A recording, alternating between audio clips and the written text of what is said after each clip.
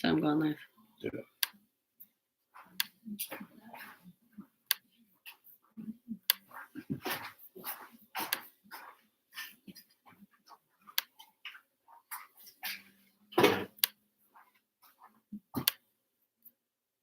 Purple. Yours or mine? Mine, isn't it? No, I don't like purple. It's not purple. Need light, though. It's fine. I don't need light. It's fine. I do need a water glass, though, for sure. Check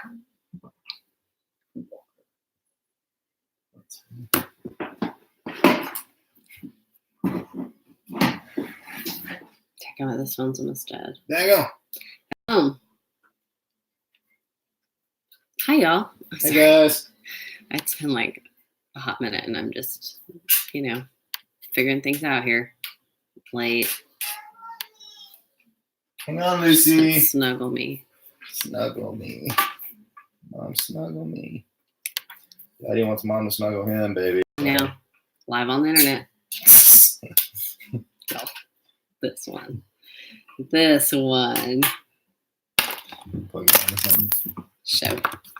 I don't need that, baby. It's fine. You say that. No, it's fine. It's low key. It's cash. We're cash here. Cash. Okay. And start using all them hipster He's abbreviations. trying to light these. Look, I look like a hot mess. Why do you think all them movie stars look so good, babe? Oh, shoot, babe. That lighting. Miss Jack's 12-year anniversary. This is why when we're not on social what media. happens when I'm not on social media. Jeez. I'll message her. Oh, She's on right now. Jack, happy anniversary. She's not. I'll just send her When something. was it today? It was Tuesday. Oh, crap. Today's Friday. 12-year anniversary. Okay. You're on forward with the sponsor. Oh, hey, thanks. My hair's just straight, Megan. I appreciate that. It's just like not curled. I feel like, so y'all know I had extensions. Okay, also, everyone keeps saying it's my birthday. Not her birthday. It wasn't my birthday. So Marco Polo told people that I talked about Marco Polo that it was my birthday, and it wasn't.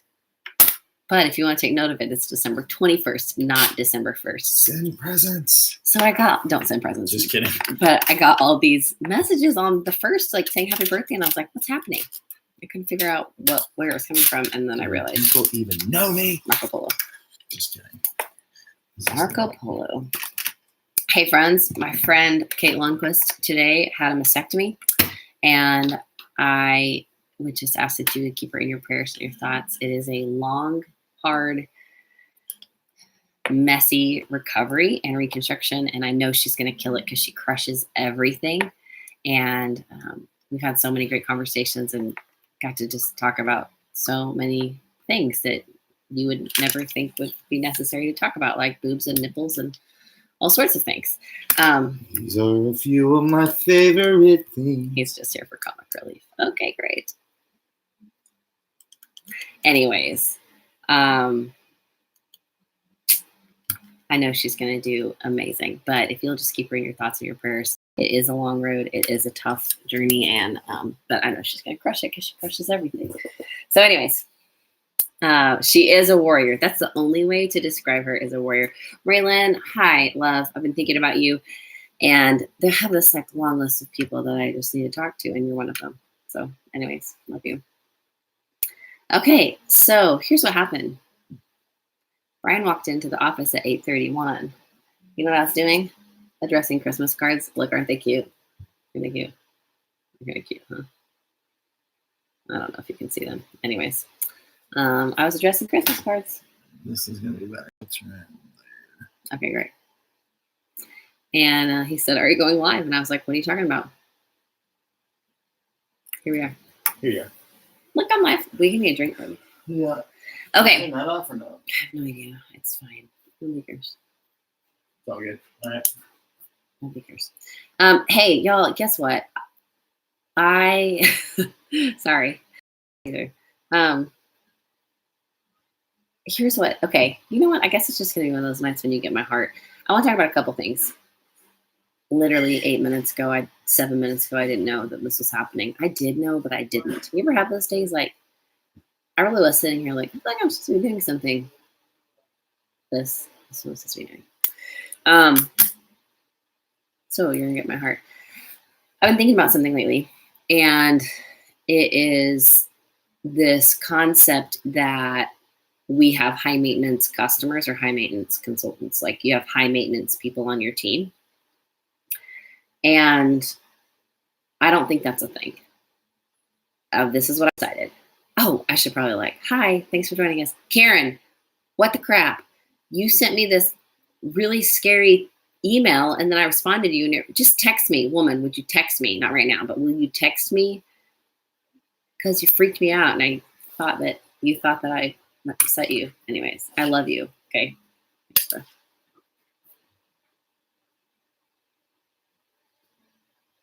is there a red straw on it? All right, anyways. I got distracted by Karen. Let me think about what I was saying. Oh, okay. First of all, welcome to Online Steps to Success. I am a hot mess today. I totally forgot about this. We go live every Thursday at 8:30. How would I forget about it? One would ask. I'll tell you why I forgot about it in a minute. Because big things are happening. But I'll tell you in a second. Do I get kisses? I love you. Say hi to all the people. Hi. Say hi. Say I love you. I love you. I love you, Mom. I love you too, baby girl. Just eat her up.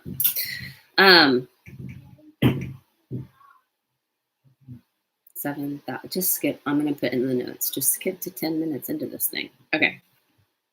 Anyways, we go live every night, every Thursday at 8:30 Central Time, and I sort of kind of forgot.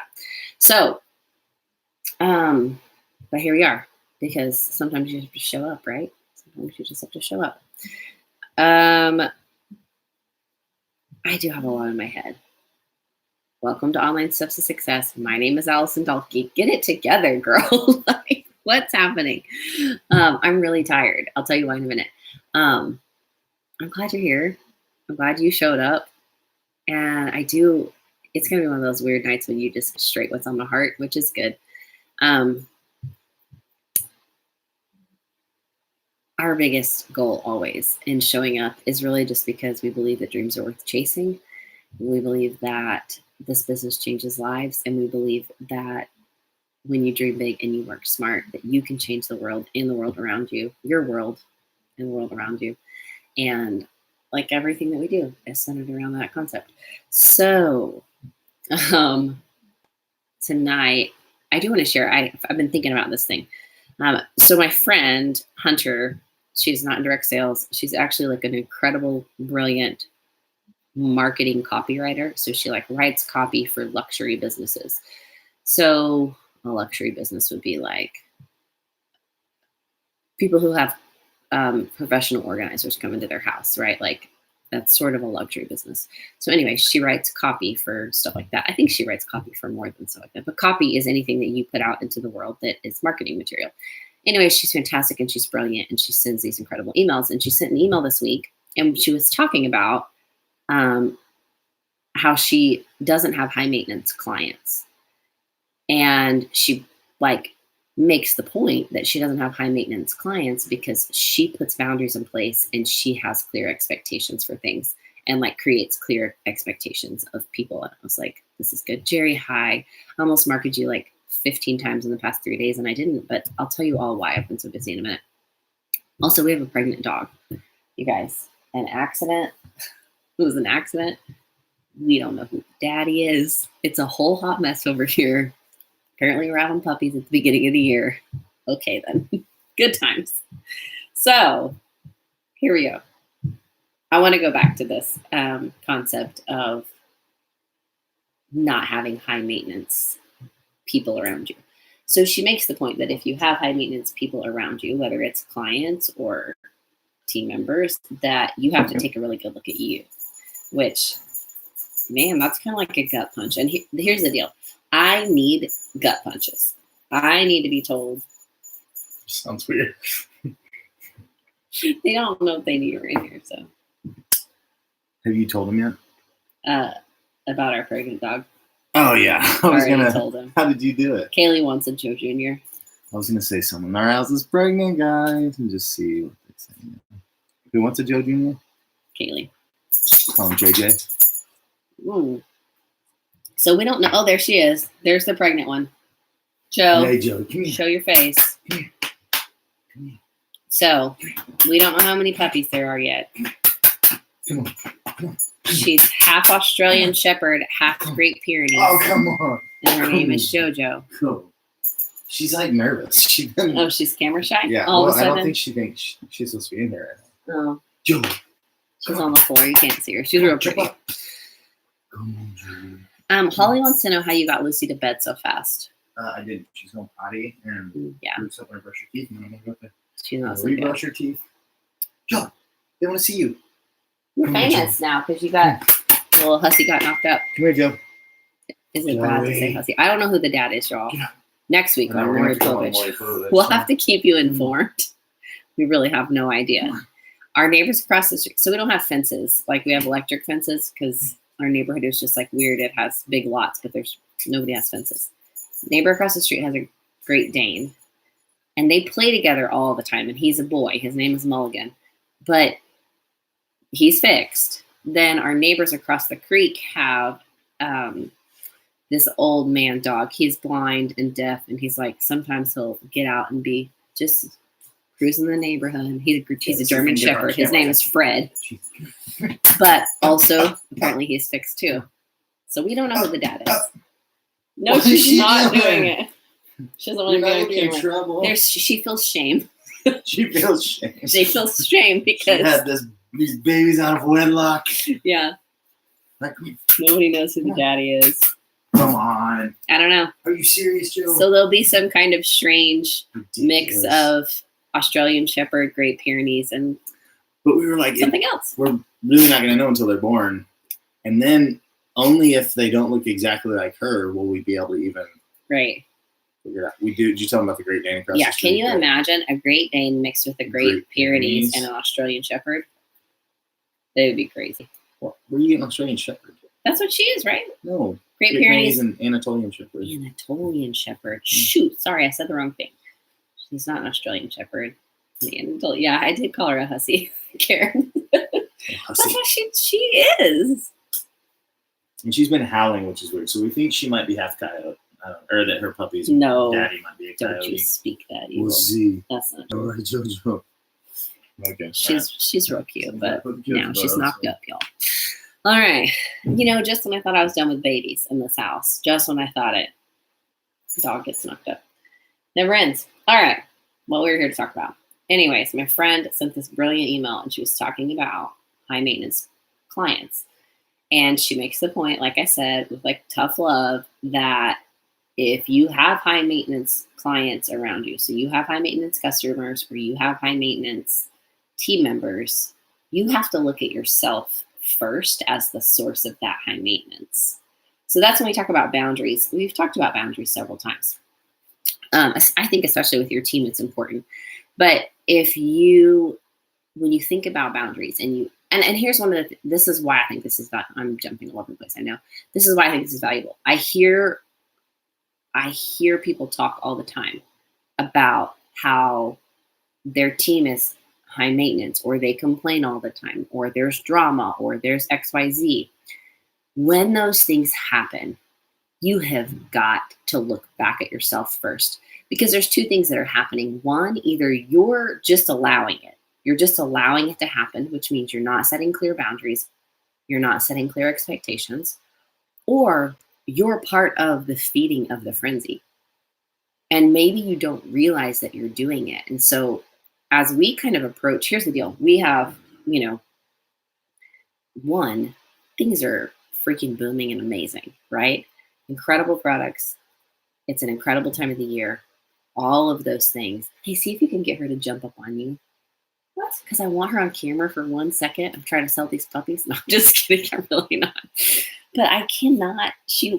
Dad tried. He got like a treat and tried to get her to jump, and she wouldn't do it. Why? It's like she feels the shame of her unwedded Oh, yeah. pregnancy. Yeah. She does love Addie. Like she listens to Addie. She literally slept next to me last night. All night. I know. It's so sweet. Come No, she's not going to do it. I'll just show you. That's I'll try to show you. plugged into. I am plugged into. There she is. And my floor. Let's see, get a good angle here. You don't. She's in a bed. I'm in the way. And Anyways, her cue. She's huge, y'all. She's huge. she's fun. Okay, so, anyways, okay, I can't have any more interruptions. So you come to hug me Yes. because I'm like all over the place tonight. Okay, I'm sorry. It's not your fault. Oh, what? This is me watching myself so I can see the comments. It's I was like, why delayed. aren't you showing this? It's delayed. Okay. There it is. Um. Okay, love you. No, don't be sorry. It's fine. It's just, it's me being hummus tonight. No, me. You're not hummus. No.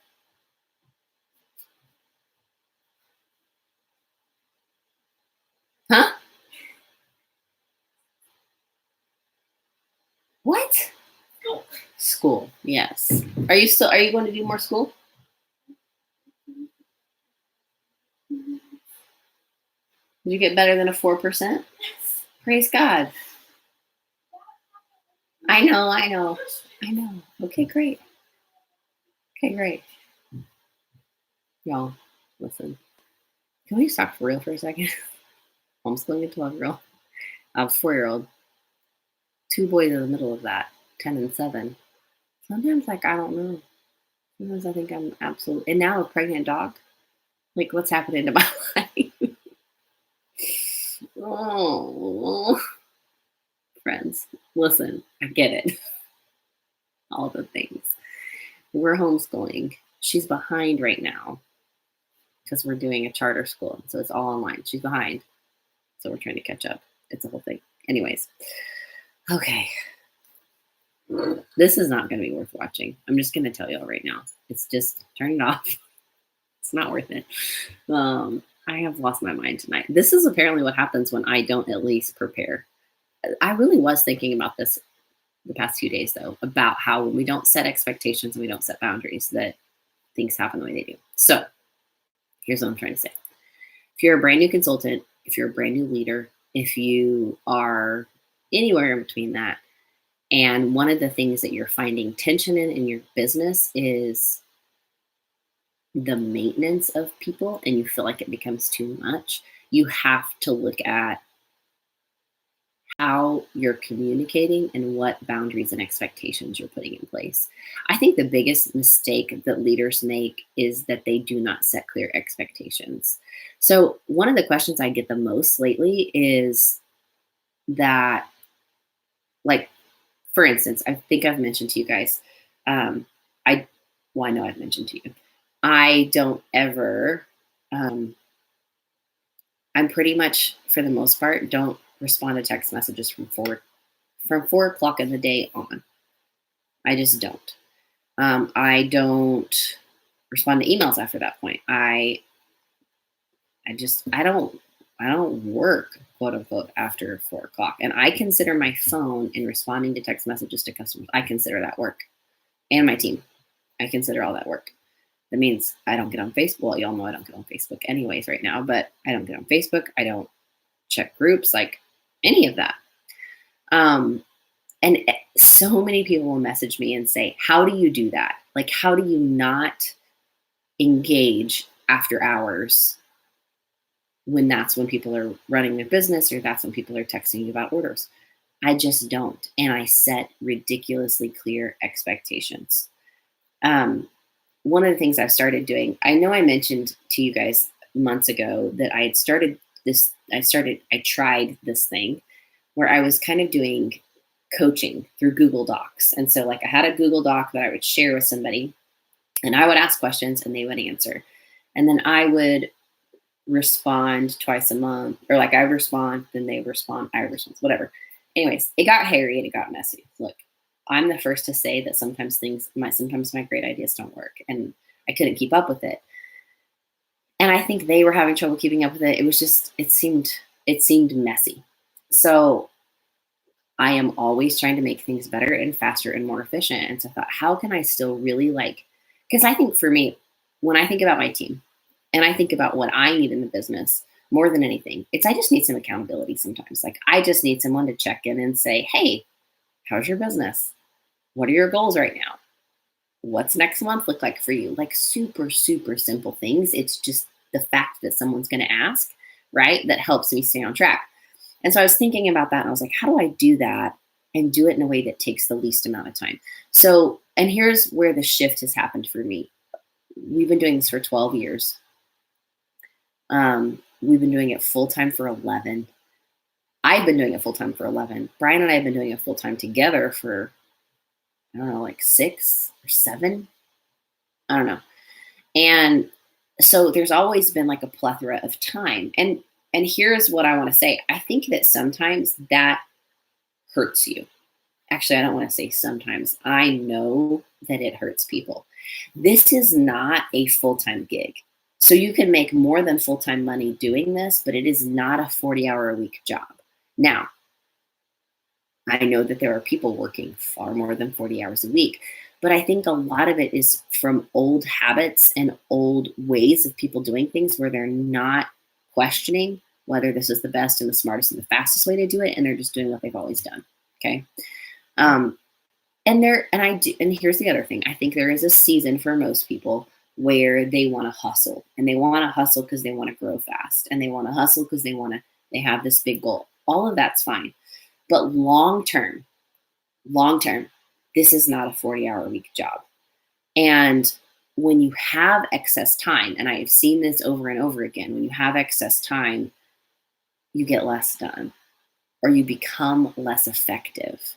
And that's when your business starts to falter because like you have all this time now to do this business, you quit your job or whatever, and you have more time than you have ever had, but you're less effective.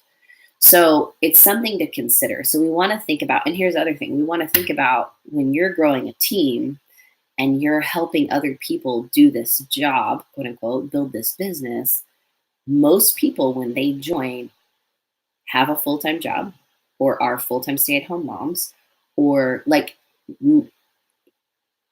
I've never in 12 years recruited anybody who walked in and said, I have 40 hours a week to give to this. That's not how it works. Like people don't do that. So what you have instead is people building a side business, which is a huge gift. But we have to keep that in mind in that the way that your business is structured, no matter what phase you are in your business, brand new, in for years and years, leading large teams, whatever phase you're in, everything that you're doing are things that your team's eventually going to look at and say, do I have the time or space or margin to do that? And do I even want to do that? So we have to make sure that we're fully leading in that we're saying to people like, the way my business looks doesn't mean your business has to look this way, but also you can be successful in this business, even if your business doesn't look like mine. But we have to make sure that we're giving them the tools to do that. Okay, so for years I've never had full-time hours because we've always had kids at home. We've never not had babies at home. You saw my youngest was 4. We have always had babies at home in some form or fashion. I've never worked 5 days a week on this business. It just has never been a real thing. But even when I had 3 full days a week to just do this business, there were a lot of things that I just wasn't doing effectively or efficiently that I could have been doing smarter and better. So this year is a stretch. 6 weeks ago, maybe 6 weeks, I started writing a book. And I actually really started writing a book. I think I tried to start writing a book like last year. Listen, I didn't get very far. But I really started writing a book 6 weeks ago. And I made a commitment to myself and said, I've got to figure out how to do my business better so I can have the time, like large chunks of hours in the day to write. And I never put myself in that kind of a time crunch. I'd never put myself in that place where I said like, okay, you have to lead your team well, you have to take care of your customers, you have to do X, Y, and Z. And then you have to have this large chunk of time to write words. So I'd never like put myself under that kind of pressure. But what happens when you put yourself under pressure sometimes is that you refine the processes that you were working with and you make them better, smarter, and faster and more efficient. And so this Google coaching doc that I was doing, it just wasn't working. Like it was kind of working and I thought it was working and I was excited about it. But week after week went by and month after month and I was like, okay, it's not working. So I took the same concept and said, okay, I have got to make it smarter and faster and simpler. Like my frontline and my team, they need it to be simpler. I need it to be simpler. How do we do that? So I just started this Cincy Saturday check-in email. And I use an automated email service, and I have scheduled out all my Saturday emails. They go out Saturday morning at 8:00. And it has like this super, like actually every week it has the same questions, like 3 of the same questions. What are your current goals right now? What are you struggling with in your business? What are you doing really well? How can I help you reach those goals? Those questions are in it every single week. And then as the year has progressed, I have put in some more questions. So like as we approach the end of the year, here's some things I want you to think about. Not things that they necessarily need to respond to me to, but things like that I want them thinking about in their business. Here's how I'm always thinking. I want to grow independent, self-sufficient business owners who are able to hold themselves accountable. Now, granted, we all need some sense of accountability sometimes, but for the most part, I want them to be driven and have the tools that they need to move forward.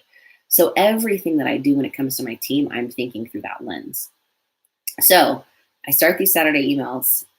They go out on Saturday. There's no rules. They don't have to like commit to selling a certain amount. They don't have to commit. They don't have to commit to anything, and anybody can sign up for it, but they have to sign up for it.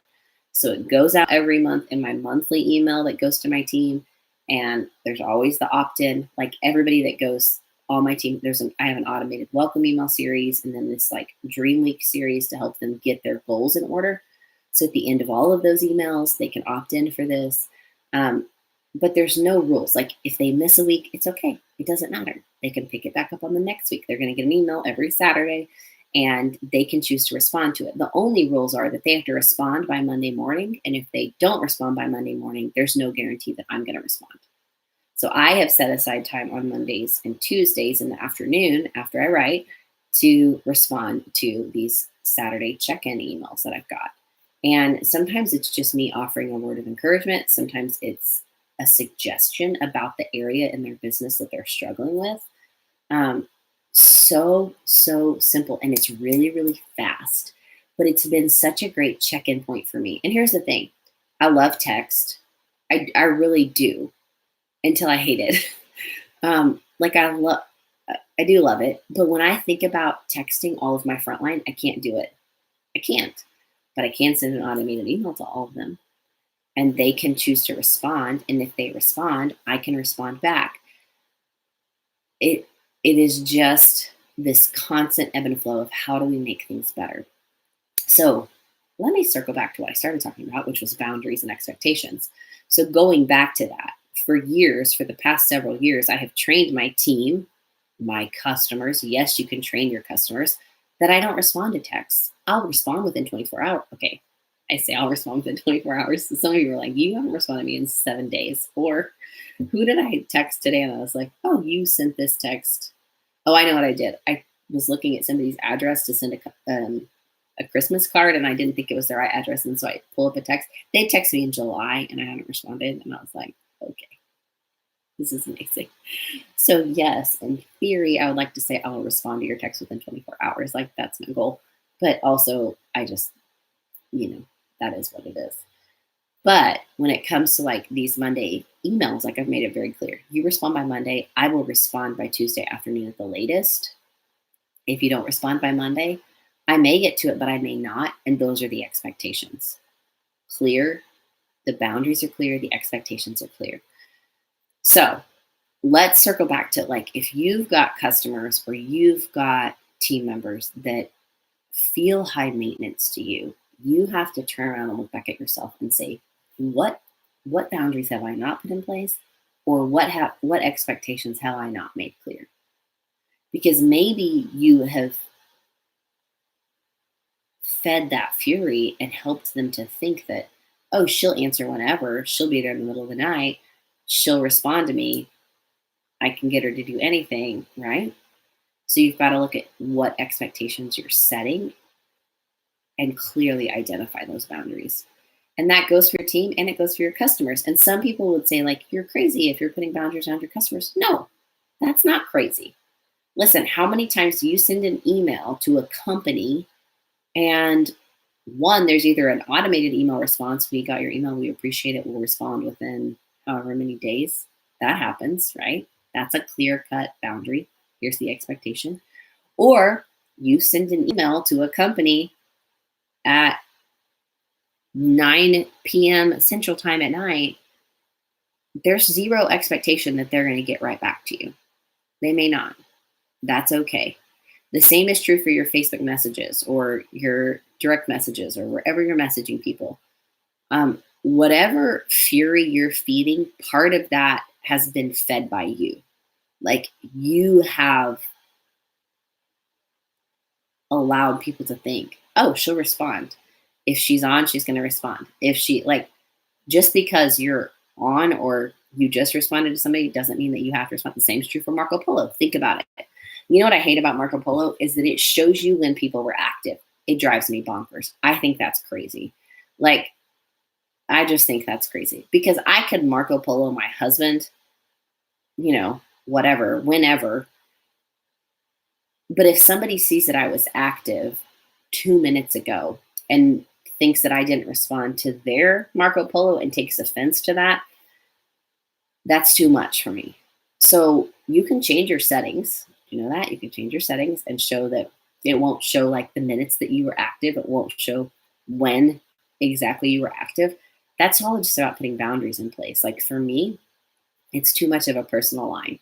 Maybe I need to talk to my very best friend on Marco Polo, but I don't need to respond to like a question about business or a question about product or whatever. And that's okay. Like it's 100% okay. I think we have put these false expectations on ourselves that because our world has become so instant that we have to instantly reply. And that's why I feel like we see women just feeling this constant burnout in their business, and it's not okay. We are going into like what is for many people like the most joyous time of year. But when you're in a sales business and you're in sales industry, it can be overwhelming and you can completely miss the season. So here's what I want to say. Tonight, here's the deal. Wherever you're at, whatever you're overwhelmed by, whatever tension you're feeling in your business, in your life, for just a minute, I want you to look at you.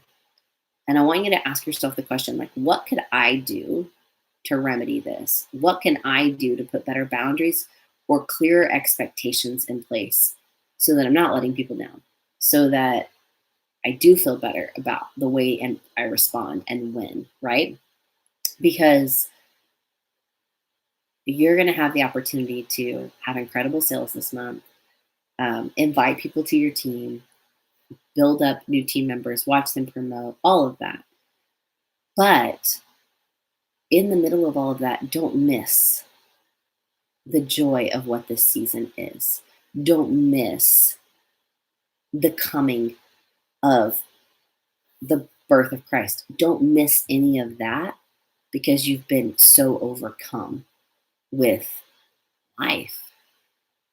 So much of our tension and our anxiety and the way we feel overcome with things really does come back to us. And I mean, that's kind of a crappy thing. And it's easier for me to say that on the other side of the screen than if you were sitting in front of me at a coffee shop. But here's the deal. Like, if I love you and I'm sitting across from you at a coffee shop, I'm going to tell you the same thing. That sometimes we have to look at ourselves and say, what are we doing? And how can we make it better? It's true for your family. It's true for your business. It's true for your team.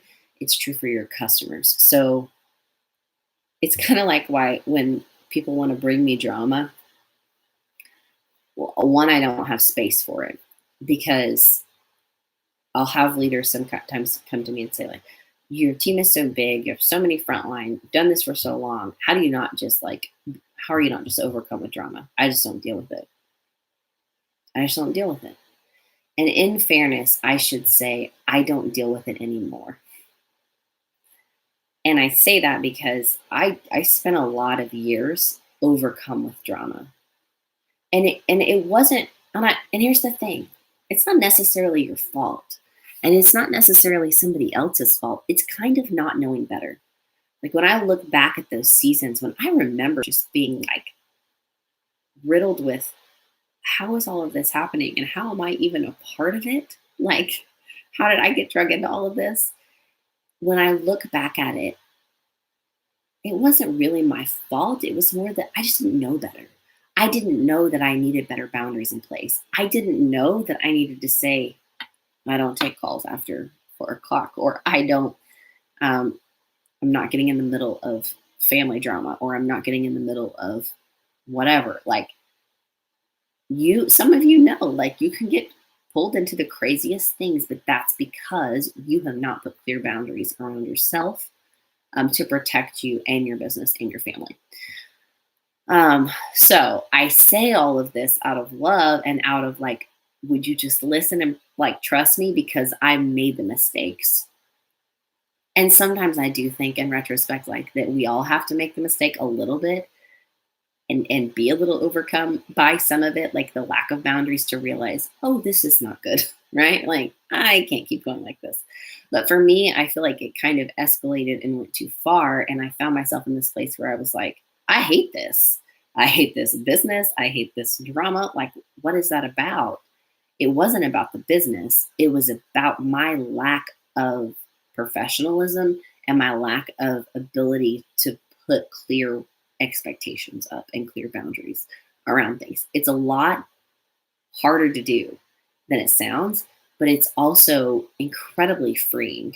So, I don't know. It's really hard to have this conversation without you like being on the other side of the table, I feel like.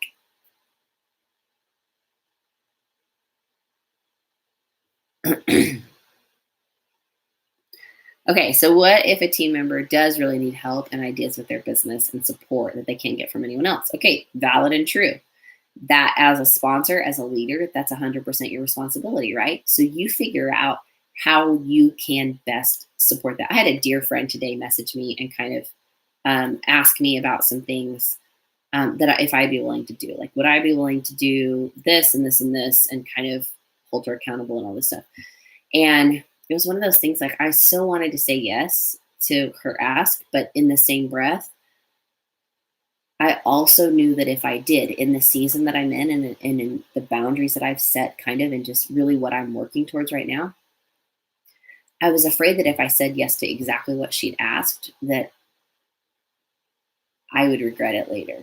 Not because I don't love her or not because I don't want to support her, but because I felt like I'd love to do what she's asking me to do, but it takes time and it takes my effort and attention. And I have put my effort and attention into these things.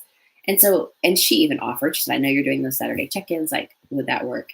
And I said, look, I wish I could give you X, Y, and Z, like these other things you asked for, but in this season and in right now, like I just can't.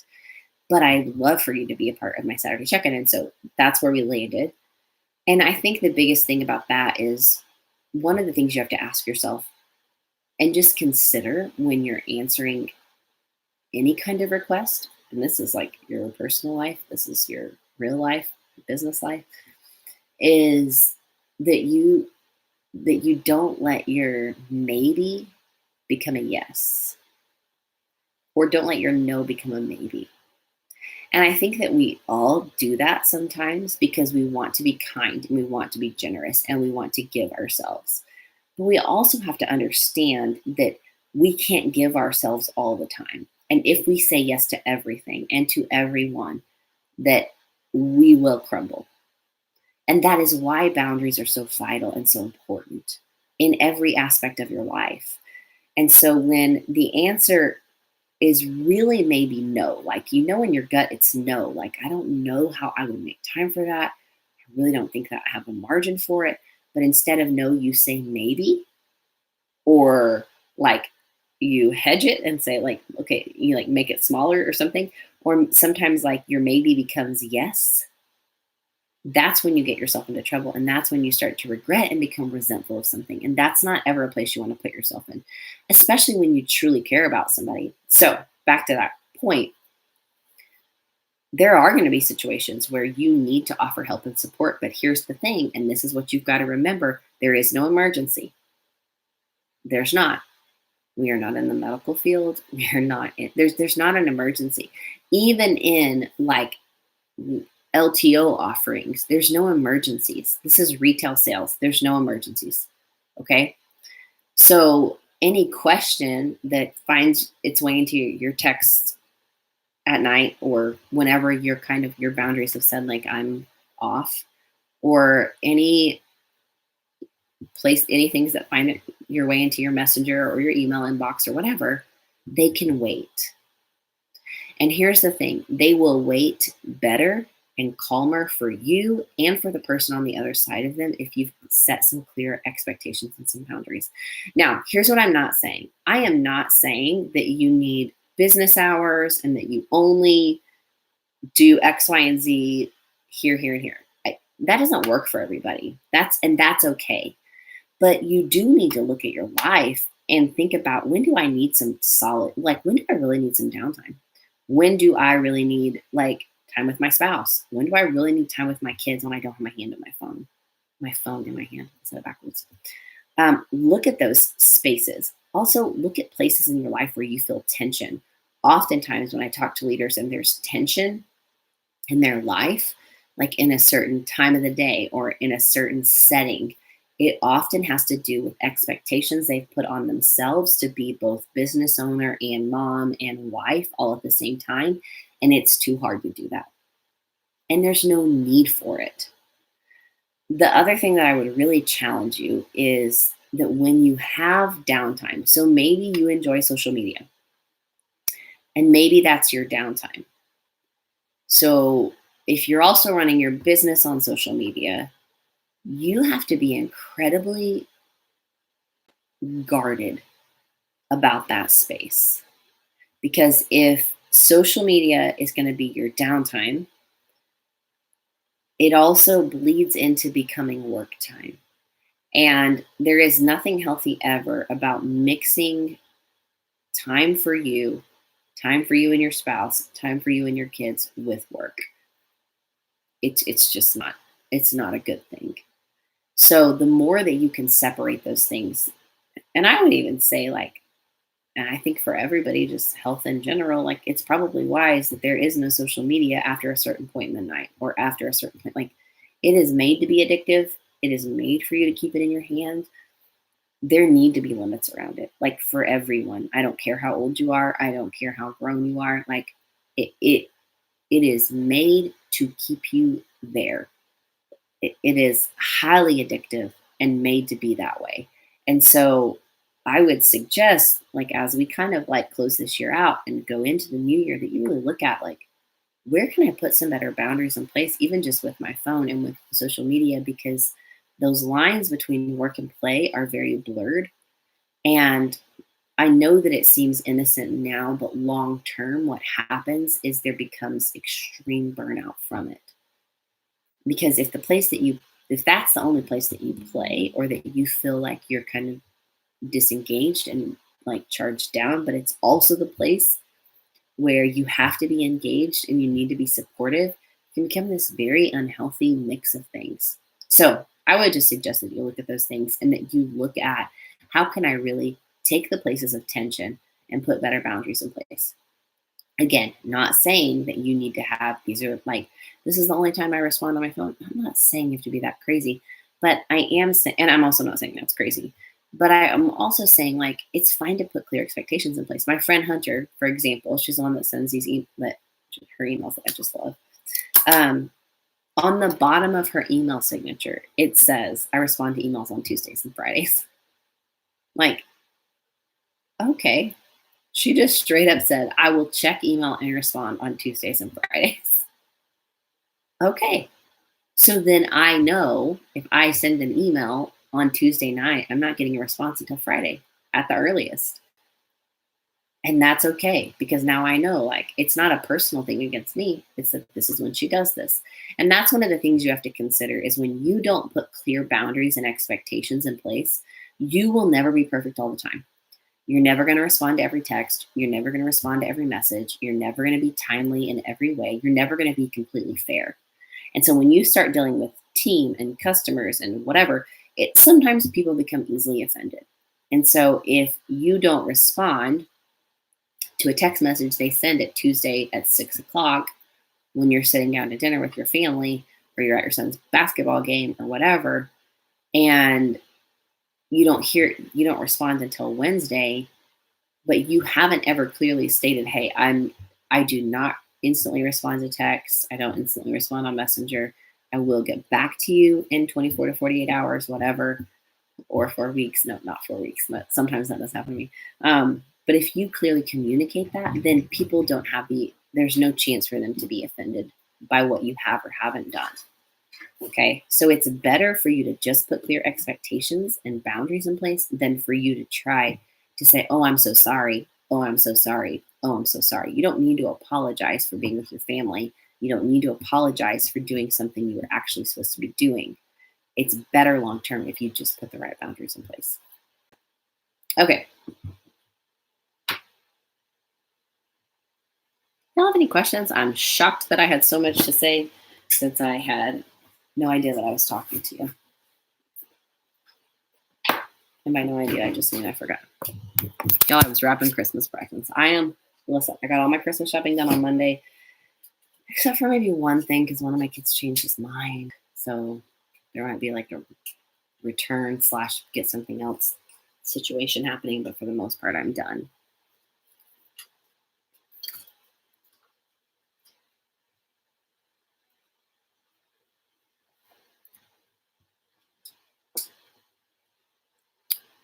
Are y'all good? Was this helpful? Karen says I did good. What drip system do I use? So I use MailChimp. I like it okay. Long term, I don't know if I had to pick over again, I don't know if it's what I would go with. It works really well. I don't have any complaints about that. But there's so many email systems out there. MailerLite, LITE is a good one. Now I can't think of any of the other ones. Constant Contact, of course, is like an oldie but a goodie.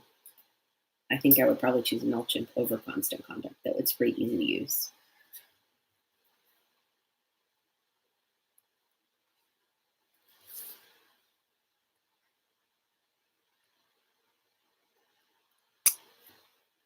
Oops. Roxanne.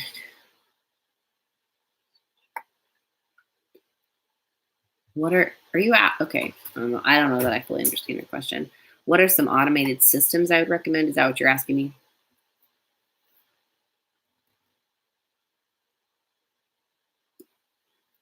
Roxanne, clarify your question for me and I'll answer it. Lisa says, do you have a system set up to respond to all of the Saturday check-in emails? No. So they send the email. So the email goes out Saturday morning automatically. So I'm like, tomorrow I need to schedule the rest. I have them scheduled all the way through the middle of December, and I need to schedule them all the way through the middle of January. So they're scheduled to go out, but there's no immediate response. So let's say they respond on Sunday, they're not getting an immediate response from me. The expectation and the like very clearly, it says in every email, if you get your email into me by Monday morning, I will respond by Tuesday afternoon at the latest.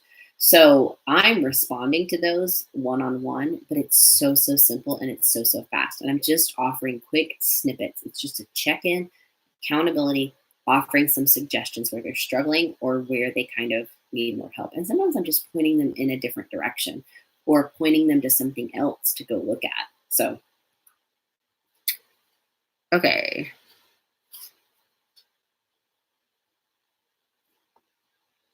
Jacqueline says, I live my life by phone reminders. Look, I think we all live our lives by phone reminders. My husband especially, you know what he does to me? He'll say, hey, listen, like we'll be in bed. Hey, will you remind me tomorrow to, what do you ask me to remind you? Everything. Call somebody. Everything. He'll ask me to remind him to like do something he's supposed to do. And you know what I do? Get my phone and I talk to Siri and I tell her to remind me to remind him. I'm like, seriously, you can do the same thing. Yeah, so you're basically my Siri. I'm basically his Siri. It's ridiculous. See, I haven't put a clear expectation there. That's the problem. Like, honey, you need to talk to Siri yourself. Yeah. Okay, I talked about email automation. So no, the biggest thing that I automate is emails, but it's also the biggest way that I communicate, and I've made that very clear with my team too. They know that the biggest communication they're going to get from me is via email. And the main reason is it's faster and simpler than text, and it's more efficient and effective. Like just long term, it is. So. But like we have an onboarding process where everybody that joins the team gets a series of emails so that so when you think about, which I talked about this before, but when you talk about onboarding, it's all the questions you get all the time. We're making sure that they're getting all of those in a timely manner, helping them, kind of set their business up. And then we have another week after that that I call Dream Week, that I kind of stole from Fifi Fitzgerald. I would like to say we like brainstormed it together, but where they kind of go through the biggest areas of their business. Like how are we going to get sales? How are we going to get recruits? How are we going to, lead your team as it grows? How are we going to build your list? And then we give them ideas on how to do that. And it's an automated email series.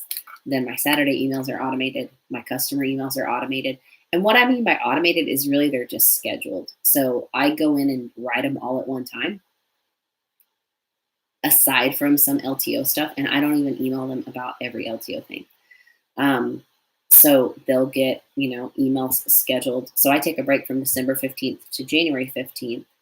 And that means that right now is like crunch time for me because I have to make sure all my emails for my customers are set up through the middle of January, which I'll really push it to the end of January. So when I come back, I'm not like losing my head. Same thing for my team and my customers. I hope that answered your question, Roxanne. One of the things I'm actually working on right now is I'm working on more automation. So there's a couple companies I've been researching that do even more automation. One of the things I'm trying to figure out how to do is, how you get an email when you get a new team member, if you're a director or above. I'm working on I guess everybody actually gets that. Well, I think I'm working on trying to take that email and automate. So not automate it. It comes to us, right? But then take that email and use an app or like a plugin to automatically push it to my welcome email so that it's one less step for me. So I am working on more automation like all the time. I'm trying to figure out how to do it faster.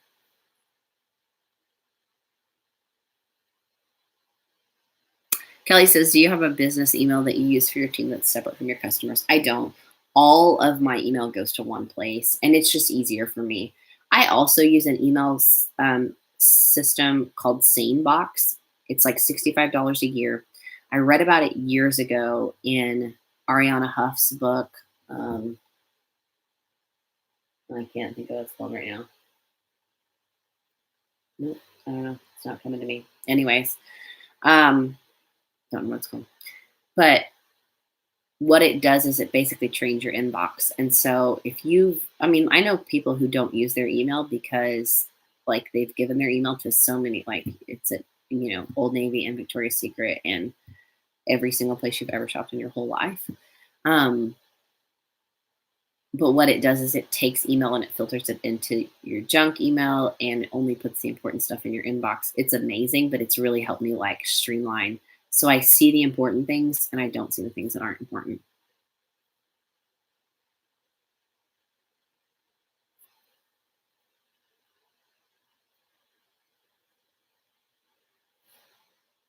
Roxanne, yeah, I love the concept of a text like drip campaign, and I know that that's a whole thing. There's several email companies that will do automated drip campaigns. There's one, Easy Texting is one of them. It costs money. It's kind of pricey. Texting is really more expensive than email. but it will automatically send your onboarding series for you. I want to say that maybe Visily does the same thing, but I'm not entirely sure.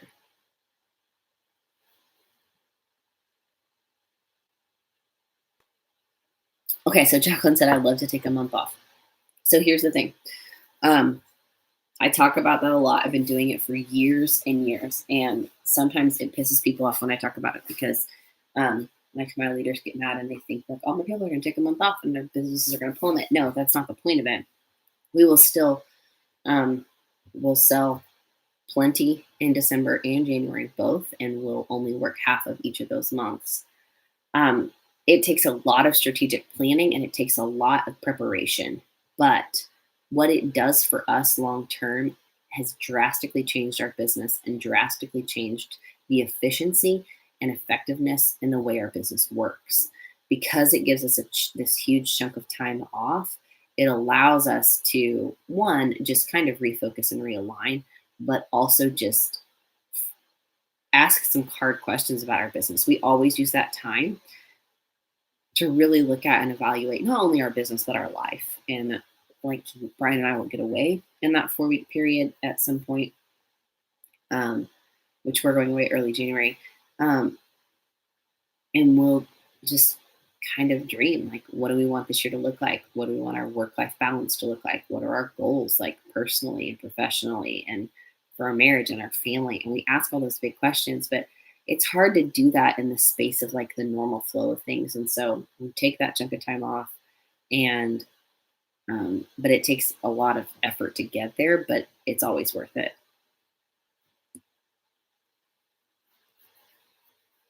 Oh, I'm trying to like use my mouse on.